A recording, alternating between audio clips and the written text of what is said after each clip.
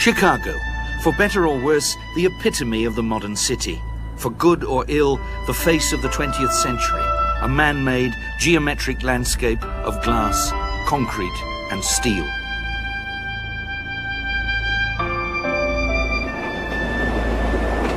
Much of the 20th century face was first fashioned not here in the New World, but in the Old, in a revolutionary school of architecture and design, founded in a small provincial town in Germany at a moment of political unrest and economic chaos. It was called the Bauhaus.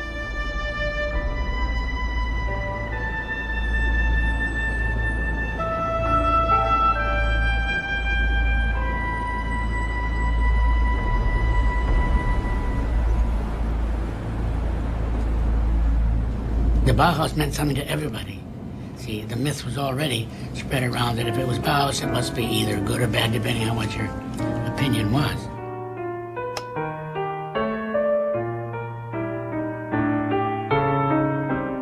Ja, am Bauhaus verdichteten sich tatsächlich viele Avantgarde-Ideen, viele auch revolutionäre Ideen der 20er Jahre. Es gab einfach in ganz Europa keine Kunsthochschule, die so komprimiert die Neuerungen tatsächlich in die Praxis überführt haben. Etwas ganz anderes bewirkt als alle Kunstschulen und alle technischen Hochschulen. Es hat nach einem Weg gesucht, wie man mit dem Leben ästhetisch fertig wird.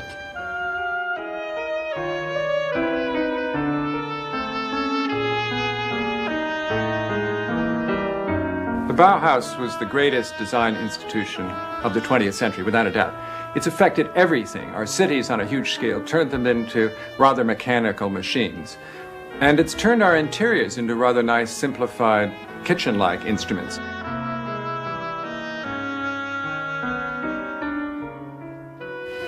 Die Kontribution des Bauhauses bestand darin, dass wir, was ich nennen möchte, eine optische Wissenschaft sammelten.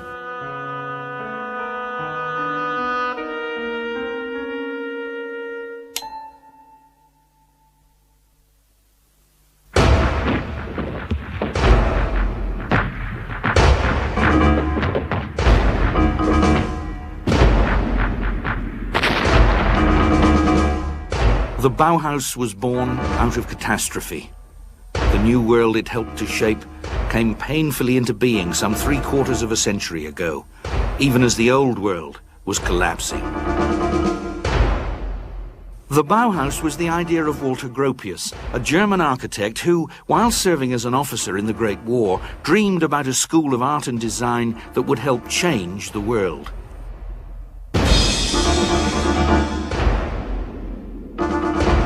The nightmare of war, the mechanized slaughter, made Gropius long for a world in which the machine would be tamed for the benefit of man.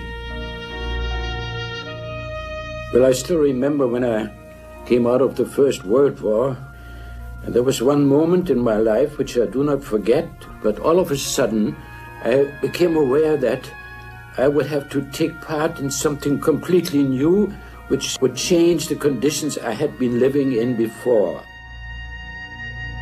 When I think of the beginning of my life, there had been utopian ideas and nobody thought that they might become reality, but they have become reality today.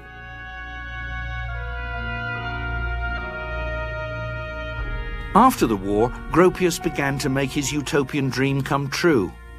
He was asked to found an art school and expressed his revolutionary ideas in a manifesto published early in 1919.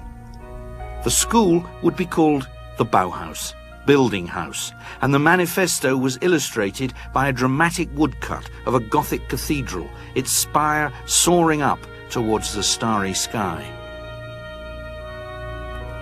The ultimate aim of all creative activity is the building. We must all return to the crafts. The school is the servant of the workshops and will one day be absorbed by them. Let us together create the new building of the future, which will one day rise towards the heavens as the crystalline symbol of a new and coming faith. Gropius was not alone in his utopian aspirations. his school was supported by public funds.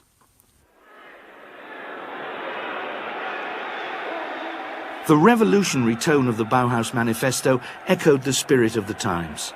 The Soviet Revolution and the German mutinies it inspired helped end the war. The armistice and abdication of the Kaiser were followed by an abortive communist revolution in Germany and the declaration of a republic from the balcony of the Royal Palace in Berlin.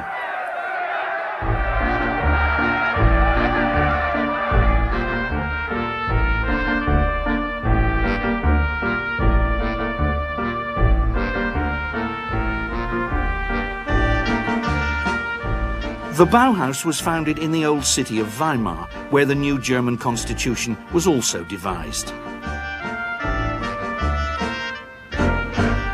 While the Bauhaus began work, the politicians debated in a theatre half a mile away.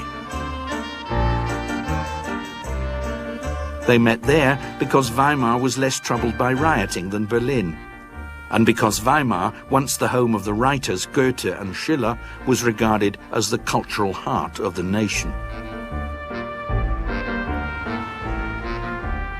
In these two buildings, a revolution in art education took place. It was a revolution which gave us the method of workshop-based training used in many schools of art and craft today.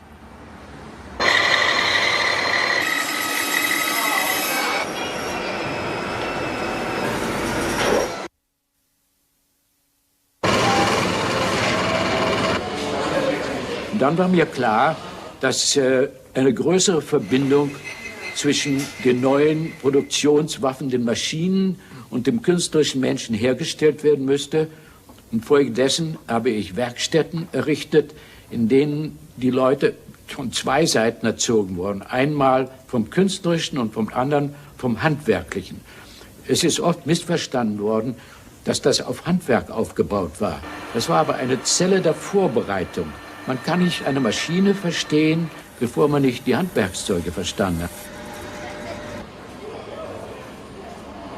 So the backbone of the Bauhaus in Weimar was its workshops, where the students, known as apprentices, acquired their skills not by designing on paper, but by actually making things. Chairs and other types of furniture in wood, for example. Bookbindings, stained glass, implements in glass and metal, fabrics or ceramics. A major innovation at the Bauhaus was that craft skills were taught by master craftsmen, while aesthetic inspiration came from artists. The pottery workshop was run by a master craftsman under the artistic supervision of the sculptor Gerhard Marx, who relished the bohemian atmosphere at the Bauhaus. Wirklich, da war Leben, und zwar künstlerisches Leben. Also das hieß, dass man sich die Schuhe auf die nackten Füße malte und Umzüge machte und rote Fahnen anklebten und so weiter. An Persönlichkeiten unter Schülern und Lehrern fehlte es wirklich am Bauhaus nicht. In my mind, the painters of the modern time had done some constructive thinking. They had developed a certain philosophy as to artistic space and colors and form. So I thought, though the final aim of the Bauhaus for me was architecture, that the painters might be able to bring in really the beginning of a new constructive thought. And they have shown that it was so. We have to pull the whole thing together. We have to destroy these separations between painting and sculpture and architecture and design and so on. It is all one. Gropius didn't employ just any artists in his search for teachers who could think constructively. On the Bauhaus staff were some of the most original painters of the age. There was the Swiss Paul Klee, a mystic, as gifted a violinist as he was an artist.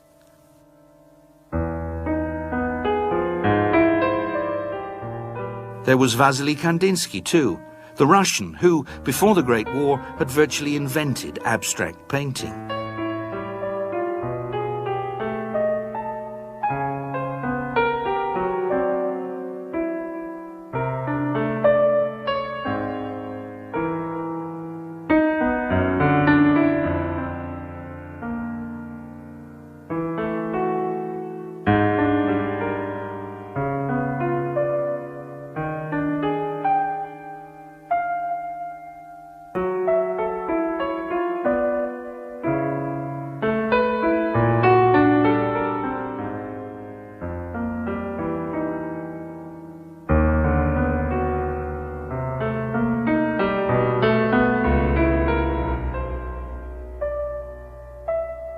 He was now developing a visual language consisting of triangles, circles and squares, expressive textures and dynamically moving lines.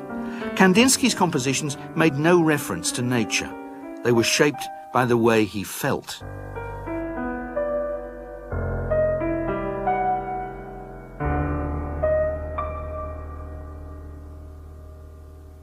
Another painter who taught at the Bauhaus was Johannes Itten, a metaphysical dreamer who was responsible for one of the many innovations which made the Bauhaus such a remarkable school.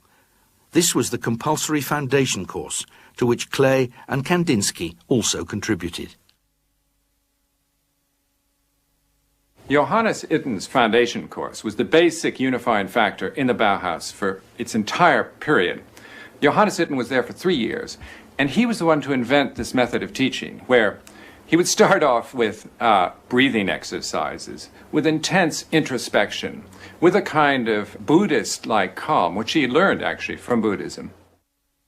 Itten was also a disciple of Mazdaznan, a variety of Zoroastrianism, in whose service he shaved his head and wore monkish robes, even while teaching. Well, Bauhaus was the first time in art and design education that the emphasis had been put on the individual student, the student's emotions and senses and intellect. And it was also the first time that design had been taught in a coherent way within an art context. A student would arrive and enroll for the preliminary course, and instead of previous preliminary courses, which had been all about the history of art and learning about the solutions of past ages, you went straight into abstract forms. You learnt about materials and their textures. You learnt about colour theory. So it was a kind of grammar that you learnt for 6 months to find out about your individuality and which direction will you go. That was the basic structure of the course. In drawing as well as in three-dimensional design, a great stress was laid on texture. We had to imitate texture of wood, of glass, of wool, of anything we found interesting in contrast to other textures. And also we were asked to build up three-dimensional structures of various materials.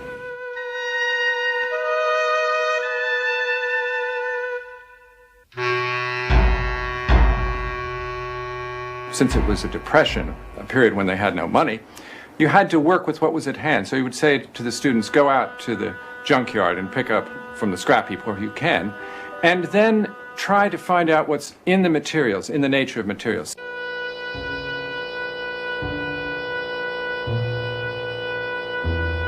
My girlfriend, for example, had cut her hair short that time. So I used some of her hair for a combination of things which I had found and built up into a three-dimensional structure.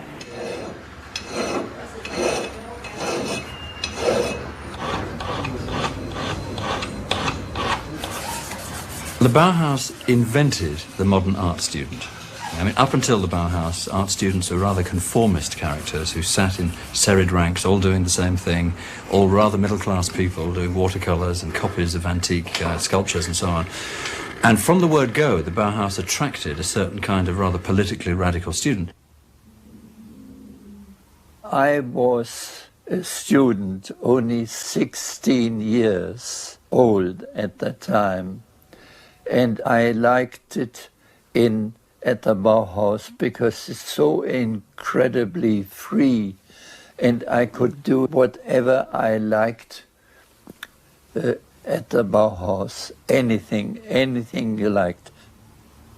My little group went to the theater, and there was a statue of Goethe and Schiller, and we painted Goethe and Schiller red. The students were always doing these things, and I was amongst them. By 1920, the local inhabitants of Weimar are already complaining that they dress in this outlandish way. They dress like beggars, nude bathing at midnight, strange music at weekends. Because it was residential, they have these wonderful parties and theatre events and things at weekends. So, you know, your long-haired radical art student begins with the Bauhaus. So that's one aspect of it that made the locals very uneasy, I think.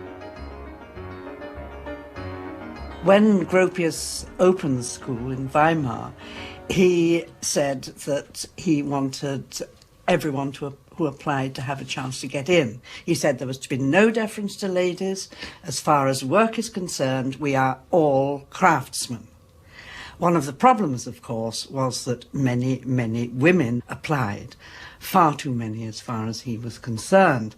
So after a year, he had to begin to segregate them and put them into various workshops because he felt that metalwork and furniture was too difficult for women to be doing.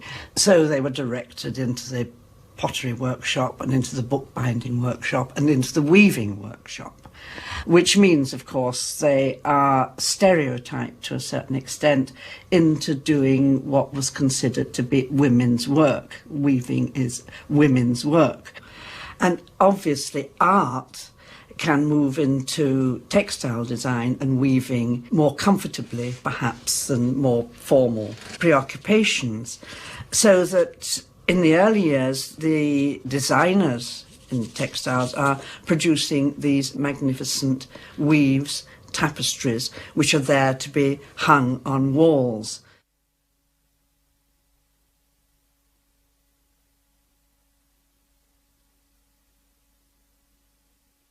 One of the most brilliant women students, Marianne Brandt, wasn't a weaver, however. A member of the metal workshop, she made some extraordinarily beautiful household utensils in copper and other materials.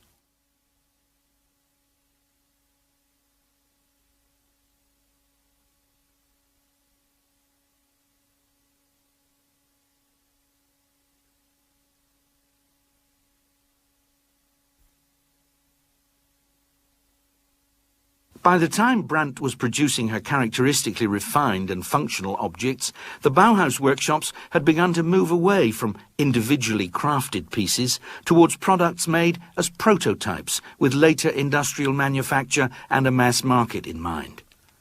Elegant, simple pieces are the forerunners of what today passes in every home for good, thoroughly modern design. Then they seemed startlingly plain.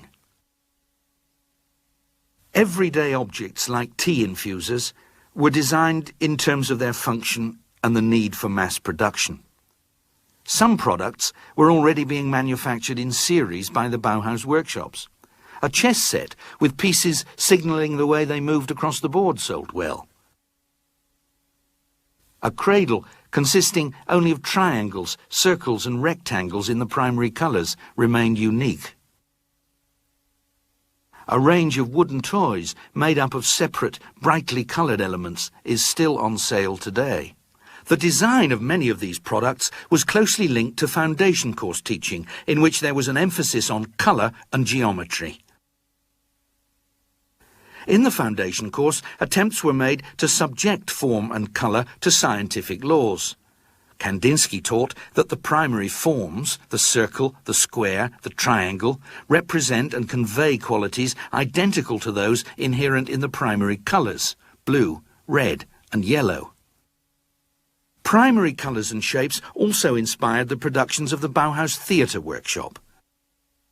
Theatre was central to Bauhaus teaching because it provided a way of bringing several artistic forms into an intimate and expressive unity. Its artistic director was the painter and sculptor Oskar Schlemmer.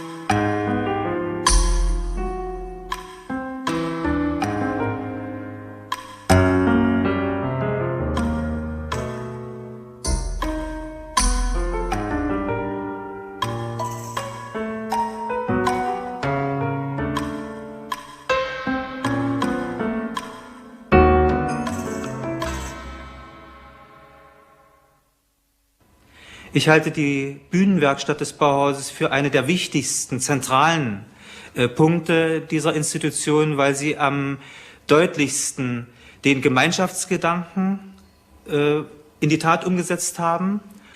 Die Studierenden konnten also sowohl Architektur, Kostüme und Masken entwerfen und experimentieren. Und das konnte man in dieser Vielfalt tatsächlich nur an der Bühnenwerkstatt. We did things like that. And there's my leg in there. My teachers at the time were Schlemmer, Klee, Kandinsky, and it was Moholy Nodge, who was the teacher for the foundation. And he was marvelous and wonderful and quite wonderful.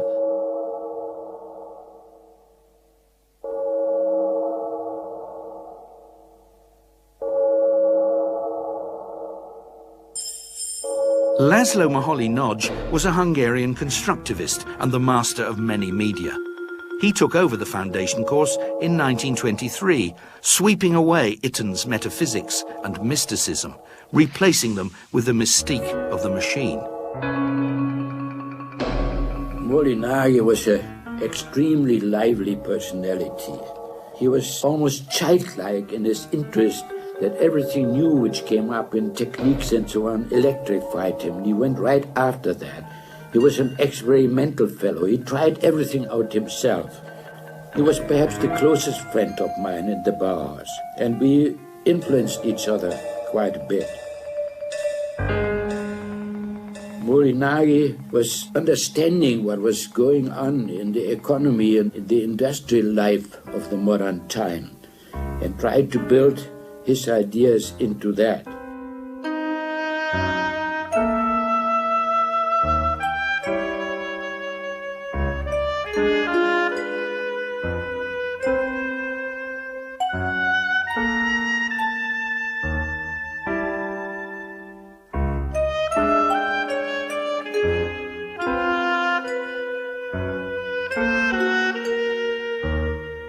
The new foundation course was also taught by Joseph Albers, who came to the Bauhaus as a student in 1919 and became the first graduate to teach there.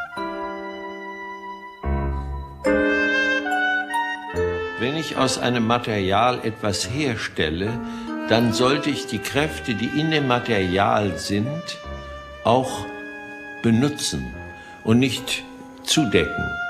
Also dieses in dem Material denken war sein Ziel. Und er stellte Aufgaben, die etwa so lauteten wie mit dem großen Stück Packpapier, das etwa 1 Yard groß ist, aus dem man Raum herstellen musste. Man konnte es falten, man konnte es schneiden, also alles das tun, was man sagt. Wir entdeckten dann, dass man es senkrecht belasten kann. Wir haben Faltungen gemacht, worauf ein Mann stehen konnte. Aber alles zusammen gesehen ist der Albers ein Mensch, der systematisch den jungen Leuten die Verrücktigkeit des Künstlers austreibt und ihn zum vernünftigen, deutlichen Denken bringt.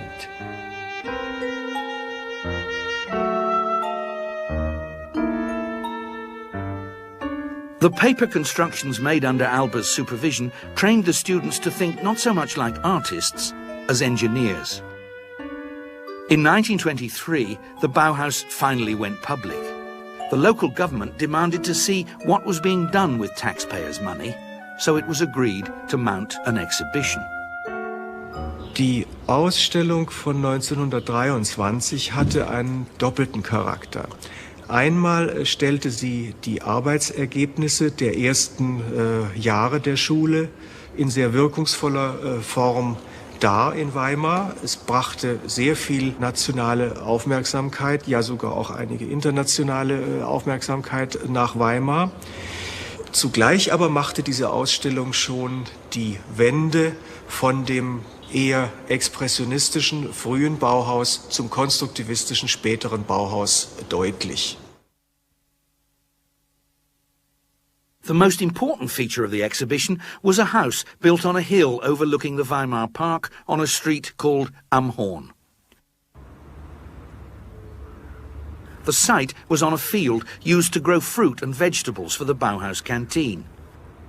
The house was constructed from prefabricated parts and furnished entirely by the Bauhaus workshops. It was ecologically sound, cheap to build and easy to run. The Haus am Horn gave a shape to dreams about a better world.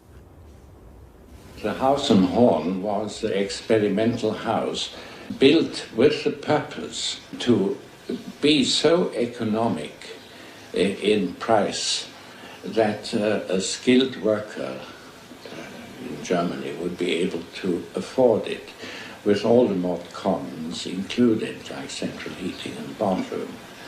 This was, of course, one of our ideals.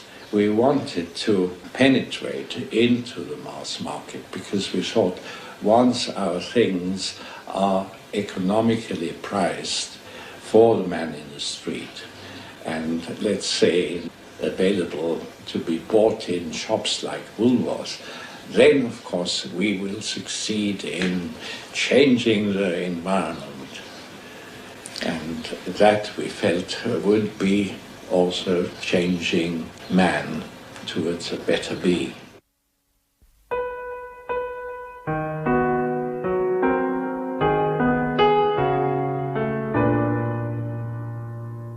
They designed a kitchen which is a laboratory for cooking.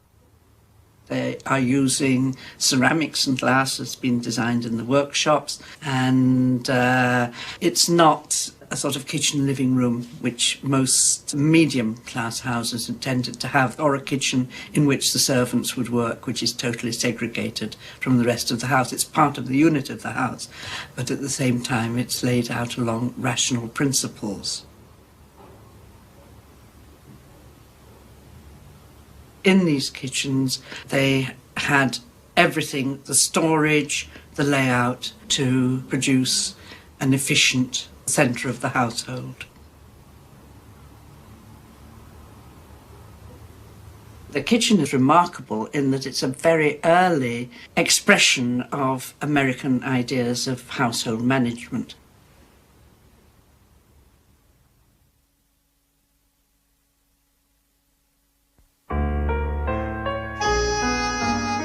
In 1923, hyperinflation was raging, and so the Haus am Horn, intended to be built and sold in large numbers, remained the only one of its kind. As the printing presses ran hot, the zeros on the banknotes multiplied. Some of the notes were even designed at the Bauhaus. Unemployment rose. Radical politics flourished. The Bauhaus had never been popular in Weimar. Now, increasingly branded communist, its future in a reactionary city looked bleak. The politics was all left-wing. Some of them were communists and shouting it about. And I was doing it myself. And the Weimar citizens spat down the pavement because we were the enemy. Even that time, there were Nazi marching through the Weimar streets, protesting against communists. Die nationalsozialistische Welle kam zuerst sehr stark hoch in Thüringen. Und wie es ja leider war, auch künstlerische Dinge wurden zum Spielball in der Politik benutzt. Und so war es also ein Kampf der Parteien. Und wie diese nationalsozialistische, damals völkische Partei stärker wurde in Weimar, wurde uns der Dampf abgeschnitten. Und ich habe mich mit meiner Fakultät zusammengesetzt und wir haben in der Öffentlichkeit das Bauhaus als geschlossen erklärt und haben so der Regierung damals den Dampf aus den Segeln genommen.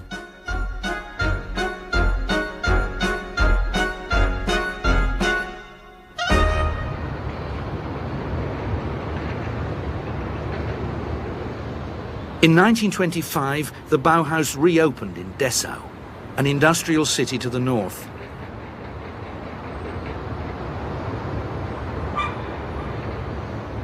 Dessau was politically more liberal than Weimar. It was also richer, thanks to its chemical and engineering works.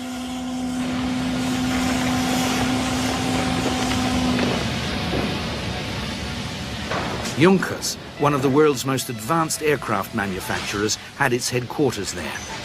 Since the Bauhaus workshops were now designing for industrial manufacture and mass production, Dessau seemed like its natural home. There was money for a huge school building which Gropius designed. Thanks to advanced construction techniques, it took little more than a year to build in glass, steel and concrete. Everything was under one roof: the workshops, offices, canteen and student flats. It was the crystalline cathedral of functionalism.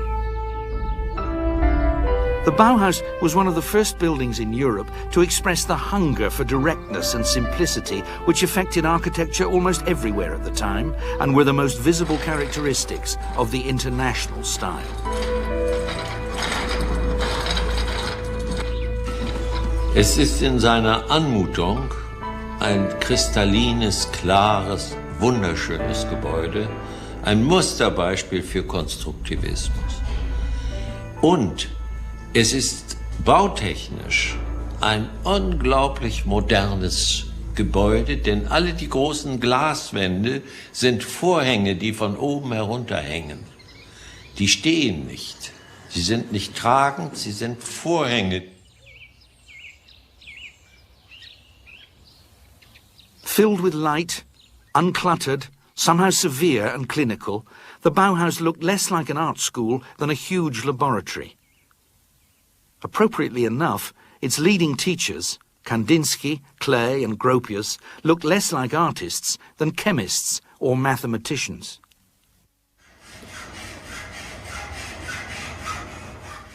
The workshops designed and manufactured all the furniture and fittings for the new building.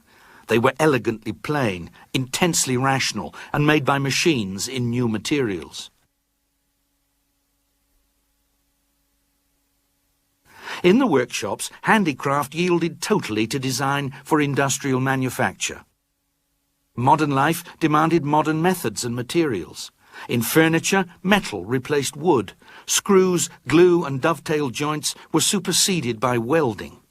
Chairs, intended for the small functional interiors of modern dwellings, followed the principles not of aesthetics but engineering. They were inspired not by the bulky, ornate furniture of the past, but by cars, aeroplanes and racing bicycles.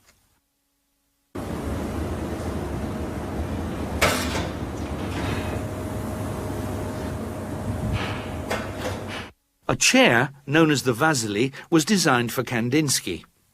Strips of leather were stretched over a cantilevered welded construction of chrome-plated tubular steel. Light, visually arresting and economical to manufacture, it occupies very little space and looks as though it takes up even less. Created by Marcel Breuer, it's one of the archetypes of modern furniture and one of the icons of the age.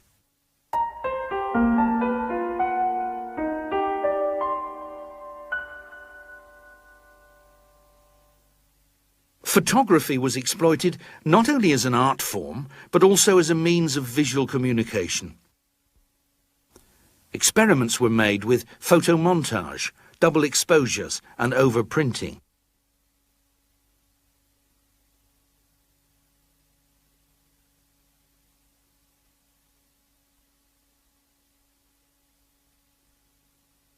Typography and graphic design made commanding statements, bright, bold, simple, and devoid of every kind of decoration. Even serifs were banned. Typefaces and layouts were rethought in terms of optics and communication theory. So were advertising and display. All traditional solutions were ignored. Everything was possible. The face of the 20th century was designed, manufactured, and staged at the Dessau Bauhaus. Sehen Sie mal, dieses Zentrum da mit der Bühne und der Kantine. Stellen Sie sich vor, dort wird moderne Musik gemacht und dann sitzen Sie bei den Zuhörern, Klee und Kandinsky, neben den Studenten und hören die neuesten modernen Musikfolgen aus dem Konservatorium von Leipzig. Aber es war auch so, dass bei der Kantine manchmal die Wände aufgeschoben wurden und dann tanzte dort ein Maskentanz von Schlemmer.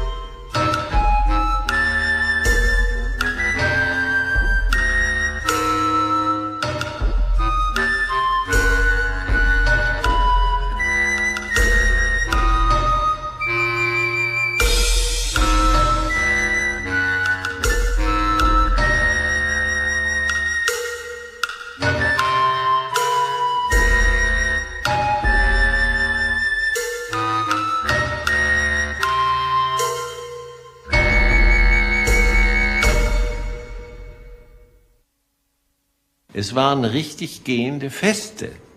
Es wurde also ein Thema gegeben, metallisches Fest.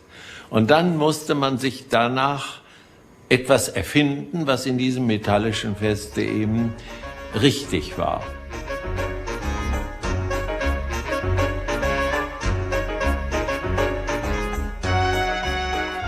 Und die Bauhaus-Band war so ein Zwie zwischen Dixieland und, sagen wir mal, ja, so ein bisschen hat Hindemith auch damit hineingefunkt mit seinem elektrischen Klavier.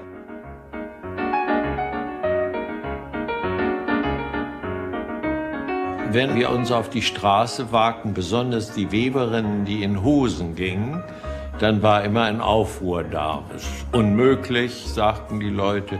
Und wenn wir kamen mit unserem Pony, sagten die Mütter zu ihren Töchtern, guckt da nicht hin, das ist ein Bauhäusler. Also wir waren wohl die Punks hier für die Dessauer Welt.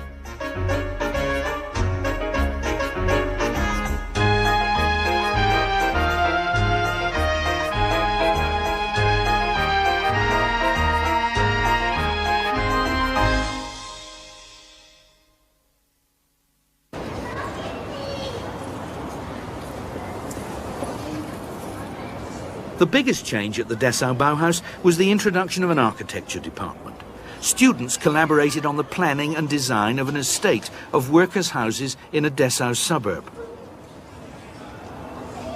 The estate, intended to deal with an acute housing shortage, consisted of flat-roofed utilitarian dwellings assembled from standard prefabricated parts. Built remarkably quickly, they were cheap to buy or rent, comfortable and easy to run. Financed by the city council, the development was one of the earliest estates of its kind. Head of the architecture department was Hannes Meyer, a communist who believed building was not an art but a science. He soon became the second director of the Bauhaus. When I in 1928 stepped out, because I thought that with the coming up Nazi movement, that I was a factor which did harm to the Bauhaus because they attacked always me, I stepped back and wanted to go again into private activities and made Hannes Meyer to my successor.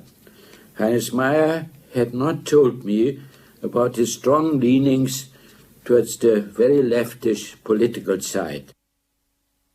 Dies hat dann im Lauf der Zeit, der nur 2 Jahre, die Meyer am Bauhaus war, dazu geführt, dass sich die Tendenz der Schule gleichsam nach links verschoben hat. Was natürlich auch damit zu tun hatte, dass 1929 in der Folge der Weltwirtschaftskrise eine sehr starke, disparate Bewegung in Deutschland war, die ja dann auch den Aufstieg der Nazi-Bewegung begünstigt hat und auf der linken Seite des politischen Spektrums ein sehr starkes Anwachsen der kommunistischen Bewegung, die auch am Bauhaus aktiv wurde. Dies war der eigentliche Grund, Hannes Meyer 1930 von der Leitung des Bauhauses zu entfernen und Ludwig Mies van der Rohe zu seinem Nachfolger zu bestimmen. They got Mies van der Rohe, who was not a gentleman like Gropius, but a Catholic theoretician from the Rhineland. And if you know Germany, you realize that the Rhineland was different from Prussia. Mies van der Rohe was easygoing, Rhineland, wine drinking, cigar smoking, easy, quiet, secret man. And when Mies van der Rohe got there, he was horrified by the functionalist attitude of everything, and he believed in art. And he was himself a great friend of Paul Klee and of Kandinsky. And he wanted to bring back art as the foundation for the Bauhaus, not losing the discipline. He was much more disciplined than the Bauhaus. The Bauhaus was ideological, but led easily into political protests. Under Mies, who became director in 1930, architectural studies dominated the Bauhaus and all political activity was banned. To no avail. In Dessau, as earlier in Weimar, the Nazis gained control of the city council and closed what they saw as a festering sewer of communist, cosmopolitan and Jewish ideas.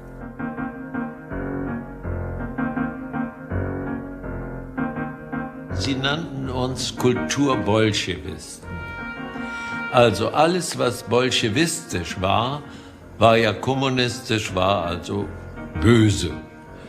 Und wir waren durch die Stahlmöbel und durch unsere Verbindung von Kunst und Technik völlig falsch gelagert, denn der Nationalsozialismus hatte eine ganz starke Ausprägung zum Blut und Boden, das nannte man so. Das hieß bäuerliche Möbel, bäuerliche, handfeste Sachen.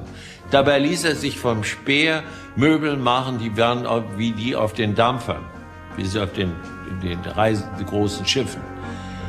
Aber er verlangte von dem Volk also, dass sie also solche Holzmöbel nehmen. Und er wollte wieder zurück zu der bäuerlichen Einfachheit.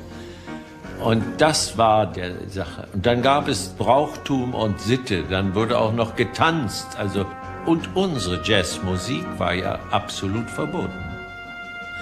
Die ließ man nur, Goebbels ließ sie nur im Film durchkommen.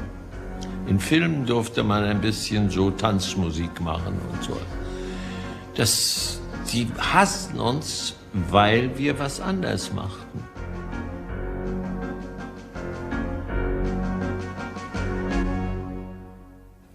People said, oh, these objects in themselves, they're radical, they're modernist, they scare ye olde Nazi aesthetic.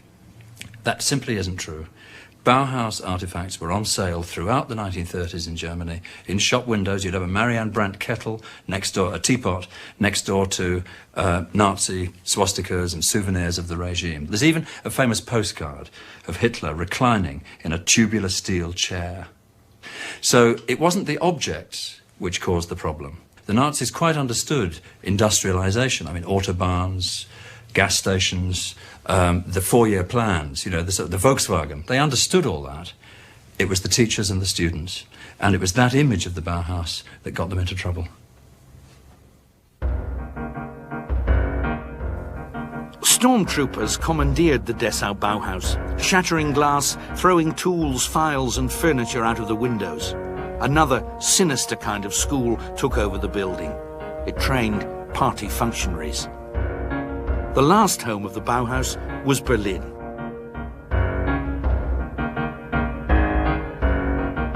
when it moved into Berlin, its final phase, it was extremely depressing place to work. It moved into a factory. The idealism went, and the masters at the Bauhaus said, ultimately, let's close it down. On the 11th of April 1933, police arrived with trucks, closed the building, and took some of the students away.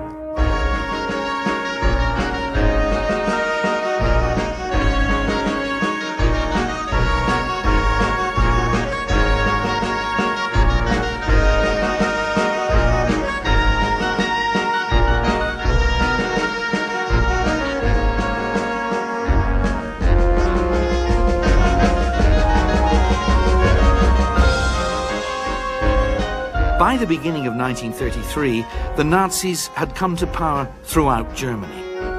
So the Bauhaus, whose life began with the birth of the Weimar Republic, ended with its extinction. Its 14-year life had exactly mirrored that of Germany itself.